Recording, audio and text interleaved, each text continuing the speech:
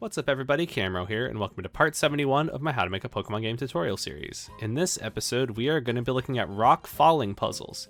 By that I mean puzzles where you can push a boulder with strength and have it fall into a pit to the floor beneath it. We're going to look at how an existing rock falling event is set up in Pokemon Essentials, and then we're going to look into the event logic because there's a lot of switches and conditional branches going on, and then we're going to tweak it so that way it works even better by using a little bit of scripting. And then after that, we're going to make our own cave with our own rock falling puzzles, and we're also going to set up a switch that we can push rocks onto that will trigger switches.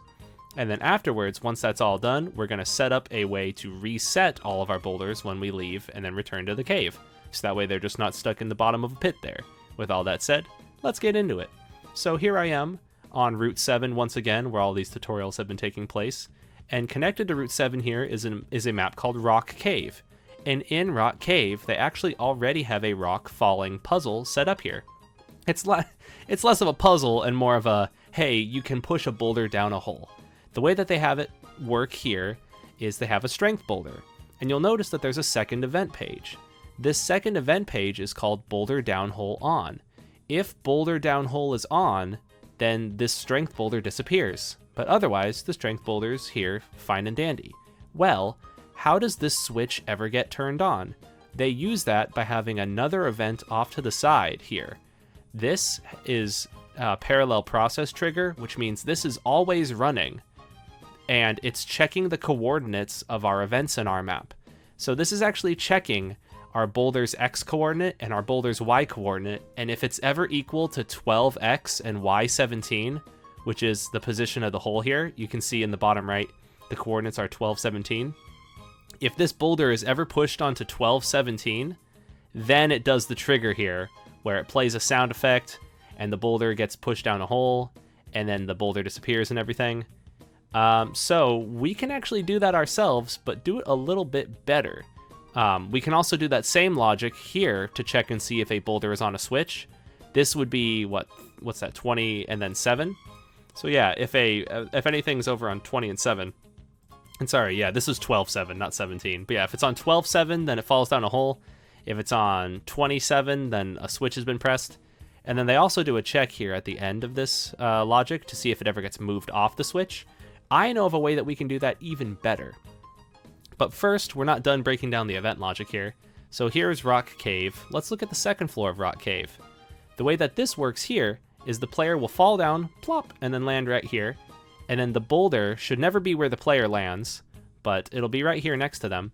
And normally this event is nothing, but on that second event page, if Boulder Down Hole is turned on, then the boulder appears here. That's kind of cool. And then last but not least, we also should make it so that way the player can drop down this hole. So what they have here is if you step on it, the player will fall down. And you should also always make sure that this is set to through. If this is not set to through, our boulder cannot ever be pushed here. So the only way that we can push a boulder onto the hole is if the whole event is set to through. So let's start setting up our own cave now, shall we? What I've done is I've made a cave here called Drop Rock Cave. Very imaginative name, I know. Feel free to compliment my cave naming skills. But Drop Rock Cave has a top floor here and a bottom floor. So what I'm going to do is I'm just going to paste this whole event here. And this is through and everything. And instead of dropping us into Rock Cave, I'm going to make it drop us into Drop Rock Cave. And how about the player lands, like, here. There we go. That seems fine. Now let's copy and paste this other one here, so that way the player will fall onto the other side of Drop Rock Cave. So now the player has a choice. What I would like to do is make it so that way down here in the basement, there are two switches, and if a boulder is ever pressed onto this switch, it'll open up a thing here where we can get a treasure. And if a boulder is ever pressed onto this switch, it'll open up a thing here and we can get a treasure. So there's two choices. You could push the boulder into hole A or hole B, but no matter what, there will be a treasure at the end. So I think that's cool. Let's get that set up for our game. What we want to do is we want to copy this boulder also, because copying and pasting is my jam. Now let's just take it and place our boulder right here. Now we don't need to set this event page just yet, so I'm just going to delete it. What we've got here is just a normal boulder. This is a normal ass boulder right here, and we're going to start setting up our scripting checks now. So you'll notice that this boulder's ID is 4, that means it's event number 4, which means we can actually do something pretty darn cool here with a new event. Let's make this new event a parallel process so it's always running, and let's insert a conditional branch. What we want to do is we want to go to the 4th page here, and we want to go to script, and we just want to do get underscore character 4.x. That gets event 4's x coordinates. So let's make it so that way something happens if we step on this switch. This switch is coordinate 13, 17. So if character 4's x position is equal to equals 13, and let me go and copy this. So if event 4's x position is equal to 13 and its y position is equal to 17, then something will happen. Now let's just make it so that way, show text, something happened. There we go.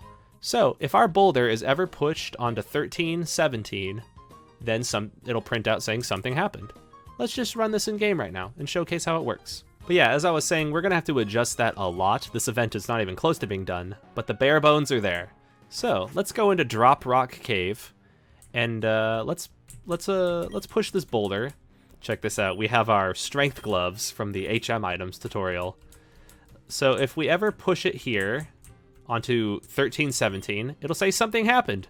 But now we've got a bug where we're basically just stuck saying something happened, something happened, something happened, something happened, because we didn't set up the event properly. But, you know, we saw something happen when we pushed our boulder onto those specific coordinates.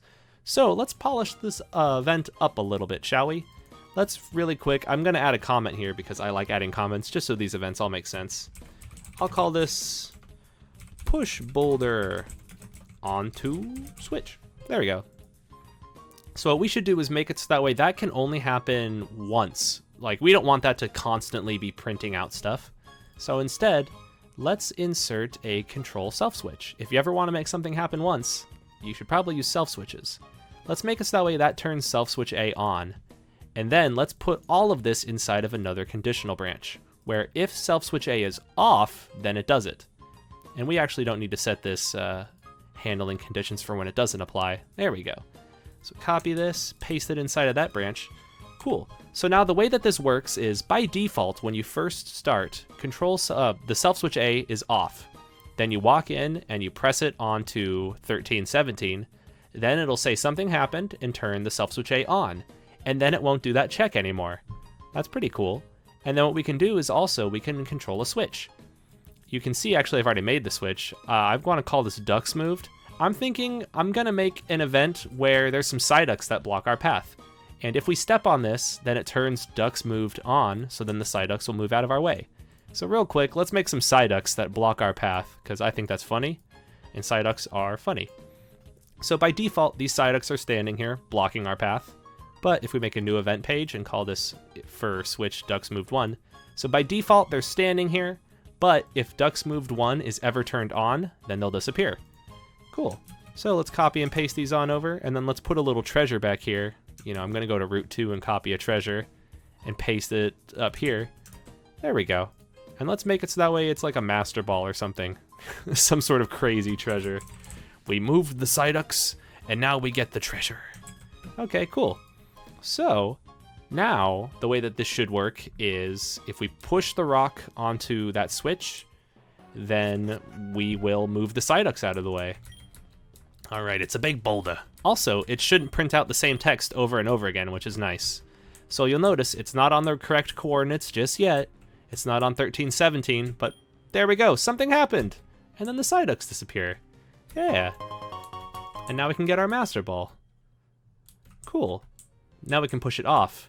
So there's still a bit more things I'd like to do for this event. Let's make it so that way if we ever push the boulder off of the switch, that the Psyducks reappear. And let's also make it so that way a sound effect is set up every time the switch is pressed and unpressed. So instead of saying something happened, let's insert a play sound effect event right here. And let's find a good one to play. The one that I usually like is a rock smash event. Yeah, that's all right. That's not bad. There we go. Now, let's figure out how we can set up this event so that way our switch will turn off if the boulder is pressed off of the button. So what we can do is we can actually just copy most of this and then tweak it. So let's make it so that way this conditional branch will only happen if self switch A is on. So it's like the opposite. There we go. So it'll only do this check here if self switch A is on. And self switch A will only be on if our boulder was pushed onto the rock. Now, let's check and see if our get character is, his X position is not equal to 13. Then do these lines here. I'm doing this by holding shift and hitting the / here up in the top right of the keyboard. So shift, there we go. 2 of those is OR. So if our character's X position is not equal to 13, or our character's Y position is not equal to 17, that means they've been pushed off the boulder. We can play that sound effect again, and then turn self switch A off, and turn ducks moved off. So if we ever move our boulder off of the switch, the ducks will reappear. All right, now let's try this out. Boulder. You know what I'm gonna do is I'm actually gonna go into the cave and I'm gonna save so I don't have to keep on entering and exiting this cave. There we go. That'll make this tutorial a little faster. All right, so we got ourselves a big old boulder, but it's no problem because we've got ourselves some strength gloves. Now let's push it and push it once again, you know, just showcasing that we can, and it's not on those coordinates yet. Boom, haha. Now let's actually push it off of the switch. Oh no, our Psyducks have reappeared to block us. Those gosh dang Psyducks. Well, at least we can get our Master Ball now. Cool. So that's how you would set up an event for pushing a boulder on and off of a switch. The only downside of this is this conditional branch is only checking character 4. If we had another boulder in here, like this boulder is 11, so it would only work if event 4 was pushed onto the switch, not if event 11 was pushed onto the switch. So we'd almost need to do this whole conditional stuff again, but for character 11 and not character 4. So that's the main downside of that. So, speaking of downside, let's talk about how we can send our boulders down to the lower level of our cave. We're going to do the exact same thing as we did before, where we're checking the coordinates, but we're going to, instead of moving ducks, we're going to turn our boulder on and off. So let's make it so that way, let's just get rid of this, and let's just do this from fresh down here. Okay, so character 4, let's make it so that way the boulder will fall down to the second level of this cave if the boulder is on coordinates 15, 17. Okay, so if character 4 is on 15, we should do equals equals. And, so 2 of these ampersands here. So if character 4, their X is 15, and their Y is 17, then let's make a new comment so we can't forget this comment. I'll call this boulder fall down hole 1. Okay, so if they're ever pushed onto this tile, then they'll fall down hole 1. Let's change our sound effect so instead of sounding like a rock smashing, it sounds like a ball being thrown. Yes, there we go. So it's like, boo, it falls down the hole. Cool. And now let's make it so that once it falls down the hole, it'll turn the boulder off. So what we should do here is control switches. Control switch, we need to go, and I made a new switch for this already, just called boulder down hole 1. We're gonna need to make another one called boulder down hole 2 for the other hole, so let's just make that right now. Boulder down hole 2. Okay, but anyway, boulder down hole 1 will be turned on here. So let's go back to our boulder and say new event page. If the switch boulder down hole 1 is ever on, then this will be what our event looks like. It's empty, there's no boulder. By default, we've got ourselves a boulder, but if it's down hole 1, then the boulder will disappear. And let's just do the same for another event page. New event page. If it's ever fallen down boulder hole 2, then our boulder here will also disappear. Cool. Now let's run this. A spoiler alert, it's not going to be set up perfectly just yet. I just want to showcase you the pitfalls, pun very much intended, of what happens when you don't set up an event with proper conditional checks. So check this out. Our event looks like it's pretty good so far, right? If we push it onto 1517, then the boulder will disappear. Well, let's see what happens when we do that, shall we? Oh, goodness. Listen to those sound effects. The reason it's doing that is because this conditional branch right here is constantly being met. And because it's constantly being met, it's constantly playing this sound effect. So that means we need to do what we did before with a self switch, so that way this only happens once. Even though we've turned the boulder down hole 1 on and the boulder has disappeared, the event is still there. It's just it doesn't have a graphic or any logic, but the event is still on tile 1517, so it'll still play that sound effect. So let's do what any good eventer should do, and let's use a self switch. Control self switch, let's use B now. It'll turn B on. And then let's wrap this all in another conditional. This is just conditionals in conditionals. It's like Inception, but with conditional branches, and I like it. Anyway, if self switch B is off, then it'll do all this check right here. Okay, so let's look at this once again. If self switch B is off, which it is by default, and our boulder is on 1517, it'll play the sound effect for falling down a hole, and then boulder down hole 1 will be set to on, and self switch B will be set to on, so that way it won't play the sound effect 3,000 times. Cool. So we've got all the logic set up for pushing the boulder into the hole and having it disappear and setting a switch, but now that we've set that switch, we need to make the boulder reappear on the other map. So let's take our boulder here, let's copy it, and let's go on down. So when our player falls down the hole, I think they land here. So let's make the boulder land here. Let's paste our boulder now, and let's make it so that way, let's copy this event page and paste it, because we're gonna mess around with event pages a little bit here. Let's make it by default, this is a clear event page. So we can click clear event page here. By default, there's nothing here. But if the switch boulder down hole 1 is on, then our boulder will be here. And then we can just delete these other event pages. Cool. So by default, there's no boulder, but if boulder down hole 1 is on, then there will be a boulder here. Cool. Now we can actually showcase this in game now, and it'll be working just fine. Okay, let's go boulder. You know me, I'm a guy who likes to push a rock down a hole, if you know what I'm saying. Yeah, you know what I'm saying. All right, let's real quick. I'm gonna push this boulder there. Oh, lovely. Oh, once again, lovely. Oh no, our boulder fell down the hole. I'm gonna go in after it. Yeah, and there it is. The boulder stays down in the hole here. And then we can interact with it once again and push it around. That's pretty friggin' sweet. So check this out. If we leave this map, our boulder isn't here. It's actually down on the previous map. So the boulder's position resets to its original position on this map where the event set it, but it stays on that lower floor. That's kind of cool. So even if we leave the cave and then we return, well, what do you know? The boulder is staying in the second floor.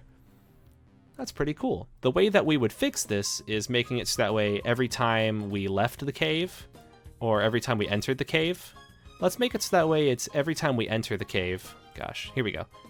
Every time we enter the cave, let's make it so that way, I'll just put it here.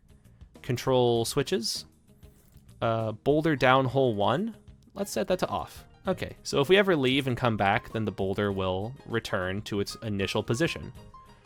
Okay, let's just showcase this working in our game, and then after that we can do more fun stuff with the boulder. We can set up the second hole, and then we can also set up another tile puzzle underneath with even more Psyducks, because good golly, those Psyducks are really cool. Okay, so if we leave, and then if we come back, what do you know? Our rock position has reset. Aha! That's a perfectly good looking event. All right, so we got a little bit more eventing to do though. I really like eventing though. Eventing is really fun.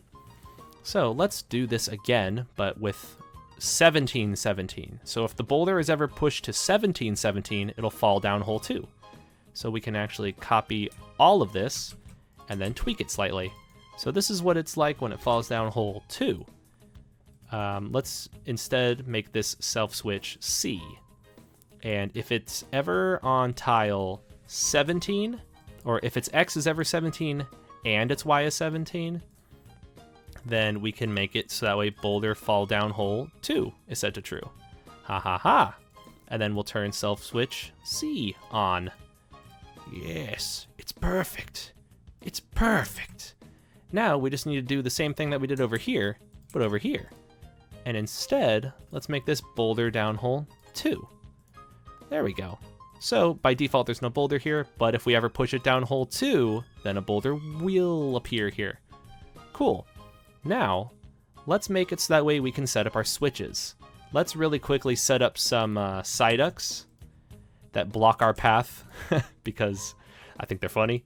So let's make it so that way if ducks moved 2 is ever set to on, then these Psyducks will disappear.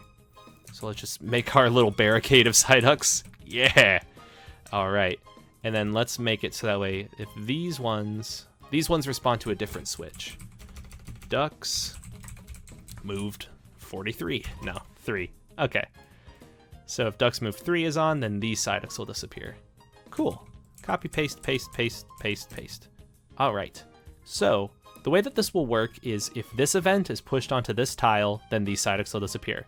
If this event is pushed onto this tile, then these Psyducks will disappear. So let's set that up with another event. So this boulder here is event ID 1. This boulder here is event ID 3. So let's go and make a new event here. It's parallel process, and it does what we did before. Conditional branch, script, get underscore character 1.x equals, and let's figure out what tile we want that to stand on. This is tile 1514. Okay. So if event 1 is x is 15 and get underscore character, this is 1.y equals 14. So 1514. Then it will play that sound effect once again. Right here. Which one was it? It was the Rock Smash one. Where are you, Rock Smash? There you are. There you are. Okay. And then it will control the switches. Ducks moved 2 is now set to on. And then it will control a self switch because self switches are awesome. And we can use A again for this. And then throw this all inside of another conditional branch.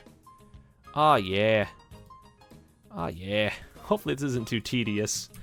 This is some interesting eventing though. If you ever want to make your own crazy rock puzzles, this is how you would do it. Okay, so copy and paste this, and then just do the inverse now, so that way when it moves off of this, then the Psyducks will reappear. Not equal 15 or not equal 14. Okay, turn ducks move 2 back to off and self switch A off. All right, so let's set up our treasures over here, shall we? Let's make it so that way over here is, let's make this yellow. And let's make it so that way instead of a master ball, this one is TM 13. There we go. I like TM 13. Aha, if you choose this path, you can get TM 13. And if you go on this path, let's make it so that way, let's make it red again. And instead, you can get a rare candy. So now, when you fall down here, you're going to realize, like, oh, I had choices. Whoa, choices are cool. There we go. Got ourselves a nice little event. So right now, only the left side works. So let's showcase it working a little bit. Let's break up the monotony of this tutorial. I'm starting to feel like I'm doing nothing but living in that eventing window, so I wanna mix it up a little. So here we got our cave. If I drop on down, there's an event over there, or rather, there's a TM over there.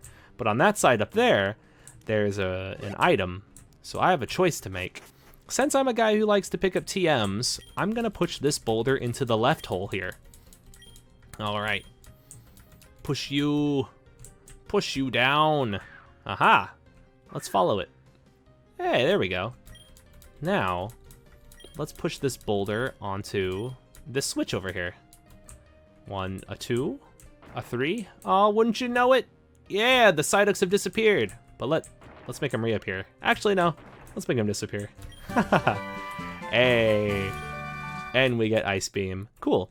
If we wanted to, we don't really necessarily have to make it so that way the Psyducks reappear. This is all optional right here, but, you know, I think it looks good. Cool.